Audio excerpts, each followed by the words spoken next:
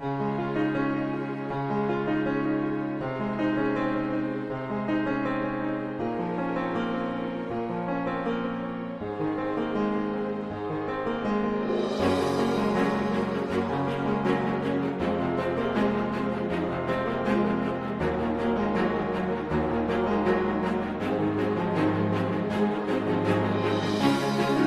इजहार करने के लिए वहाँ पर आए हुए थे, और जो नहीं आ पाए, मैंने सुना उन्होंने अपने घरों में दिया जलाया है। और मुकेश अंबानी के अगर आप रेजिडेंस देखें तो उन्होंने भी जो है बड़ी खूबसूरत वहाँ पे सब कुछ कराया था, मैंने वो भी देखा था। और फिर खुशी में जिस तरह हेलीकॉप्टर से फूल वो बरसा रहे थे लोगों पे। जिस टाइम अंदर पीएम मोदी वहाँ पर थे, मौजूद थे, और कहते हैं कि उनकी कंट्री के अंदर कुछ भी होता है पूरी दुनिया उनको सेलिब्रेट क्यों करती है। अब जब उसकी इनॉग्रेशन हुई तो इंडिया की तो समझ आती है, चले वो खुश हैं या जो भी उनके सिनेरियोज हैं, लेकिन उसके बरक्स हमने देखा कि दुबई के बुर्ज खलीफा में राम की जो उनकी मूर्ति है उसको लाइट अप किया गया है, और दूसरी जानिब अमेरिका के टाइम स्क्वायर पर 1 घंटे का राम की पिक्चर्स, राम की वीडियोस वो दिखाई जा रही है। हम लोगों का, मुसलमानों का वो ईमान नहीं रहा जो कभी 1400 सदियां पहले था। क्या करें? वो लोग नहीं है, कुर्बानी देनी पड़ती है किसी चीज को हासिल करने के लिए, खून देना पड़ता है, खून लेना पड़ता है। अभी क्या करें? अभी क्या करें? अभी तमाशा देखो। जय हिंद दोस्तों, भारत का पावर पूरी दुनिया में बहुत ही तेजी से बढ़ रहा है और भारत आज एक वैश्विक सुपर पावर बन चुका है। भारत आज के समय एक ऐसा देश है जिसको दुनिया भर में इज्जत की नजरों से देखा जाता है और दुनिया भर के कोने कोने में भारत का आदर सम्मान होता है। अब जब उसकी इनॉग्रेशन हुई तो इंडिया की तो समझ आती है, चले वो खुश हैं या जो भी उनके सिनेरियोज हैं, लेकिन उसके बरक्स हमने देखा कि दुबई के बुर्ज खलीफा में राम की जो उनकी मूर्ति है उसको लाइट अप किया गया है, और दूसरी जानिब अमेरिका के टाइम स्क्वायर पर 1 घंटे का राम की पिक्चर्स, राम की वीडियोस वो दिखाई जा रही है। क्या वजूहत है सर कि दुनिया आज उनके एक बड़े इवेंट को हम कह देते हैं सेलिब्रेट कर रही है जिसमें हमारे मुस्लिम भी हैं, क्यों?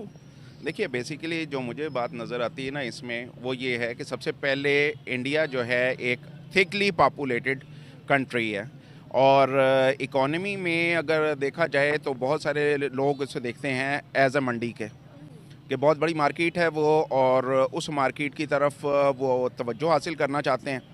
अमेरिका का जहाँ तक ताल्लुक़ है तो अमेरिका भी अपने इंटरेस्ट देखकर उसके मुताबिक यकीनी तौर पर चला करता है, और यही वजह है कि उसने पाकिस्तान के साथ देरपा जो ताल्लुकात थे, सीटो सेंटो के मुआहदे थे, उन सबको निगेट करके इंडिया की तरफ जिस तरह से हाथ बढ़ाया, और सोवियत यूनियन के साथ उसकी एफिलिएशन थी लेकिन उस एफिलिएशन को भी नेगेट करके। अब दरअसल जब कल अयोध्या नगरी में प्रभु श्री राम का आगमन हुआ तो भारत में करोड़ों भारतीयों ने इस बात का हृदय की गहराइयों से जश्न मनाया। देश भर में दीपावली जैसा माहौल बनाया गया, घर घर प्रभु श्री राम के लिए दीपक जलाए गए, पटाखे और आतिशबाजियां चलाई गयी। इसी के साथ साथ सड़कों पर प्रभु श्री राम की रैली निकाली गयी और जोर जोर से चिल्ला चिल्ला कर लोगों के द्वारा प्रभु श्री राम के नारे लगाए गए। लेकिन ये सब केवल भारत वर्ष में ही नहीं हुआ, बल्कि दुनिया भर के कोने कोने में कल ये सब हुआ था। आपको बता दें कि संयुक्त राज्य अमेरिका के शहर न्यूयॉर्क के टाइम स्क्वायर पर प्रभु श्री राम का चित्र लगाया गया था, और साथ ही साथ अमेरिका में रहने वाले सनातनी लोगों ने प्रभु श्री राम के मंदिर में जाकर पूजा पाठ की थी, सड़कों पर प्रभु श्री राम की रैली निकाली थी और जोर जोर से चिल्ला चिल्ला कर प्रभु श्री राम के नारे लगाए थे। इतना ही नहीं, फ्रांस की राजधानी पेरिस का भी हाल कुछ ऐसा ही था, जहाँ पर आईफल टावर के नीचे फ्रांस में रहने वाले जो हिंदू लोग थे वो प्रभु श्री राम की रैलियां निकाल रहे थे और जोर जोर से चिल्ला चिल्ला कर प्रभु श्री राम के नारे लगा रहे थे। इसी के साथ साथ कई और देश जैसे कि Egypt, Thailand, Morocco, Mauritius, UAE, Saudi Arabia, UK, Canada, Germany और रूस जैसे देशों में भी लोगों ने खुलकर प्रभु की आगमन की खुशियां मनाई और जोर जोर से चिल्लाकर प्रभु श्री राम के नारे लगाए। करेंगे सबसे पहले गिलगित बल्तिस्तान की। जी हाँ, गिलगित बल्तिस्तान जहां पर पिछले 28 दिन से यानी 28 डेज से प्रोटेस्ट चल रहा है और हमारा मीडिया जो है उसको कवर बिल्कुल भी नहीं कर रहा। जी हाँ, ये खबर बिल्कुल भी मेन स्ट्रीम मीडिया के ऊपर नहीं दी जा रही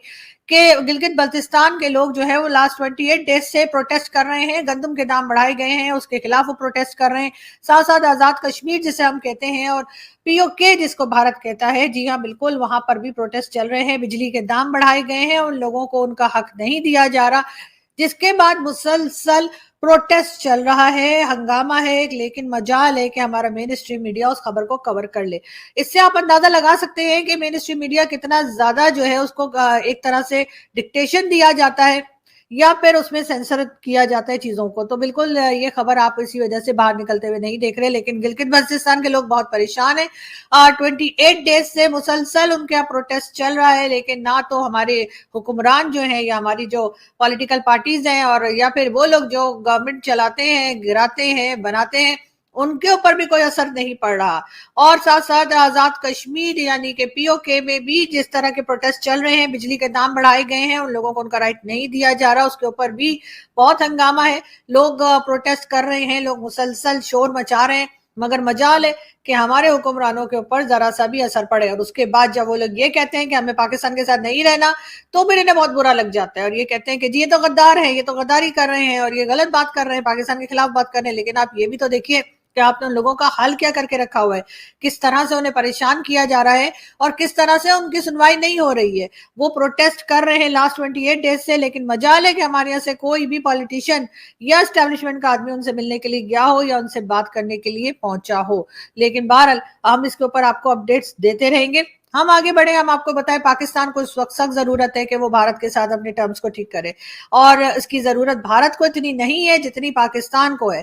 पाकिस्तान में जो प्याज आती है वो भी भारत से ही हम लेते हैं, लेकिन होता क्या है कि वो प्याज पूरी दुनिया का चक्कर काट के और तब पाकिस्तान तक पहुंचती है। इस वजह से उसके दाम भी बढ़ जाते हैं और इस वक्त भी जो प्याज के दाम है वो तकरीबन 350 पाक रुपीज जो है वो है। आप समझ सकते हैं कि अगर हम यहाँ वाघा बॉर्डर से या नजदीक से ले लें तो इसी प्याज के दाम जो है वो कम हो जाएंगे। लेकिन जाहिर है कि ऐसा करके हम अपने आप को नीचा कैसे दिखा देंगे, हमें भारत की जरूरत है, इसलिए हम अपनी नाक ऊंची रखने के लिए और अपनी झूठी शान बनाने के लिए हम उसी प्याज को पूरी दुनिया का चक्कर काटने के बाद घुमा फिरा के पाकिस्तान में ले लेते हैं और इस वजह से प्याज के दाम बढ़ जाते हैं और जो आम आदमी है उसकी पहुंच से हर चीज दूर होती जा रही है। पाकिस्तान में इस वक्त जो हाल है महंगाई का और लोगों का जो हाल है वो देखकर यकीनन अगर कोई जरा सी भी किसी में अकल हो तो वो भारत के साथ टर्म्स को ठीक करे और जो शिकायतें भारत को हैं पाकिस्तान से उसको दूर करने की कोशिश करे, लेकिन ऐसा नहीं हो रहा। अफगानिस्तान के साथ भी हमारे टर्म्स खराब है, ईरान का तो खैर आपको पता ही है, लेकिन अफगानिस्तान के साथ भी कल एक 10 दिनों के बाद जो है वो बॉर्डर खोला गया है और 10 दिन से बॉर्डर बंद था। वहां पे बहुत ज्यादा टेंशन थी टीटीपी को लेकर भी और दूसरी कई चीजें जिसके लिए अफगानिस्तान को शिकायत है पाकिस्तान से, तो ये बॉर्डर बंद कर दिए गए थे। 10 दिन ये बॉर्डर बंद रहे, लेकिन मजाल है कि हमारे मेन स्ट्रीम मीडिया ने इस बारे में बात की हो। हम सिर्फ यही करते जा रहे हैं इलेक्शन कब है, इलेक्शन कहाँ है, कौन आ रहा है, कौन जा रहा है, इसके अलावा पाकिस्तान में क्या हो रहा है इसके ऊपर हमारा मेन स्ट्रीम मीडिया बात करने को तैयार नहीं है। बहरहाल 10 दिनों के बाद अब अफगानिस्तान की तरफ से बॉर्डर को खोला गया है। कितने दिन के लिए खोला गया है मालूम नहीं, मगर ये जरूर है कि पाकिस्तान ने अपनी एयर स्पेस बंद कर दी थी ईरान के लिए और कहा यह गया था कि ईरान की तरफ से आने वाली किसी फ्लाइट को